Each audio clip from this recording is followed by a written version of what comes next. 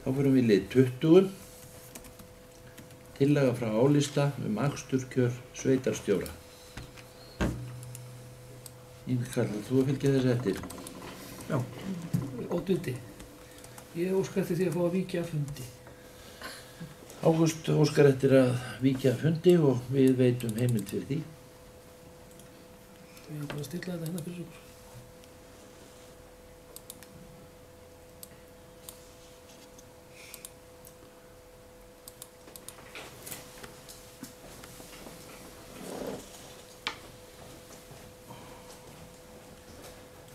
Ingi Karl, Takk.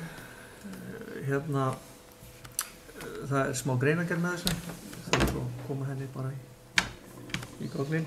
En samkvæmt núverandi kjörum sveitarstjóra eru greiddar fastagreiðslur til sveitarstjóra 232.000 á mánuði.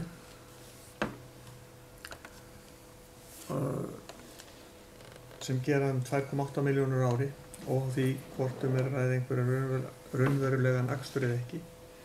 Tillagan felur í sér að sveitarstjóri nýti bifreið skrifstofu við dagleg störf sín, líkt og áður var gert og nú hefur til dæmis verið ákveðið í nágranna sveitarfélaginu Rangárþingi eystra. Í rökstuddu tilvikum, þar sem sveitarstjóri telur ástæðu til að nýta sín eigin bifreið við sín störf, verði greitt eftir akstursdagbók. Rekstrarkostnaðurinn á ári vegna þessari tillögu álista er áætlaður 550.000 á ári samkvæmt upplýsingum og bókhaldi í stað 2,8 milljónar og er hagræðingin því í kringum 2,2 milljónar á ári.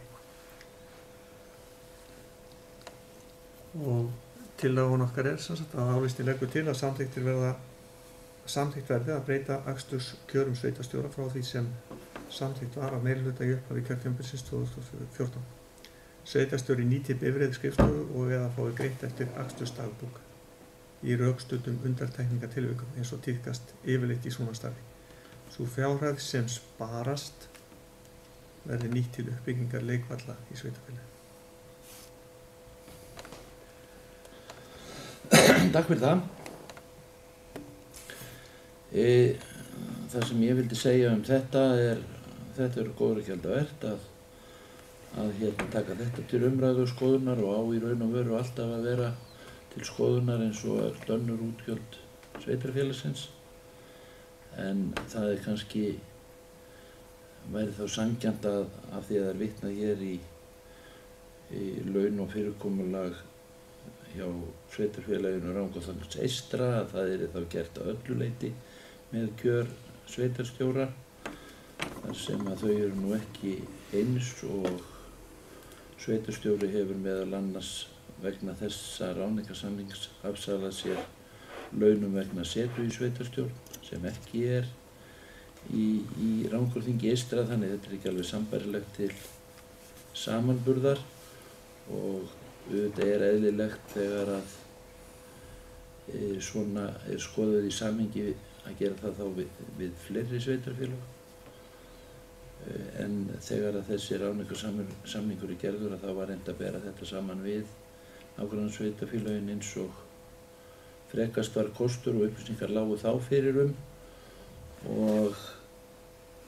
og niðurstaða okkar var sú að þetta væri sambærilegt og alls ekki hærra heldur en til samanburðar hjá öðrum í heild sinni en hver blærinn á því er og með hvaða hætti er þetta bara eðlilegt að sé alltaf til skoðunar og þá eðlilegt að það sé að öllu leyti en ekki dregnir út einstakir þættir að þessu leyti.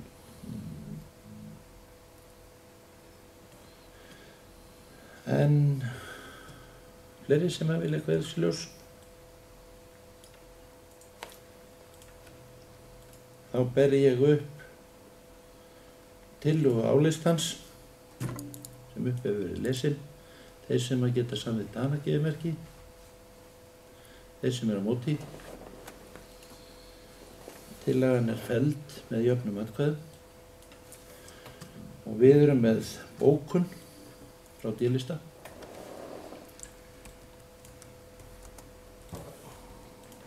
Kjör sveitarstjóra eiga ávallt að vera til skoðunar eins og aðrir kostnaðarliðir sveitarfélagsins.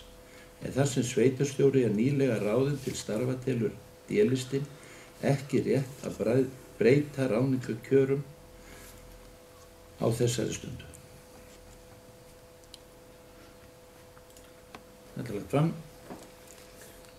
Yngvi Karl, gjörðu svo vel. Við erum með bókun. Ég bara fá smá fundarhlé. Jókast þið. Fundarhlé er veitt. Fundarhlé er lokið og það er bókun frá álista. Gjörðu svo vel, Yngvi Karl.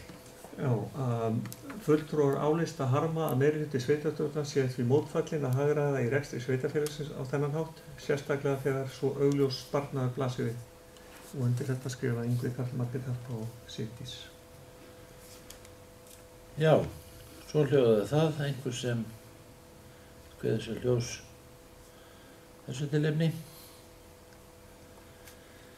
Ég held að sé ekki ástæði til að bregðast við, það komið fram það sem að við teljum að sé ekki sparnaður af þessu í heild sinni og sanngjarnt og eðlilegt að taka þetta til skoðunar að öllum liðum með töldum, en eins og ég áður sagði að þá er eðlilegt að menn velti þessum kostnaðarlið fyrir sér eins og öllum öðrum. Þá höldum við áfram dagskrá og köllum Ágústinn.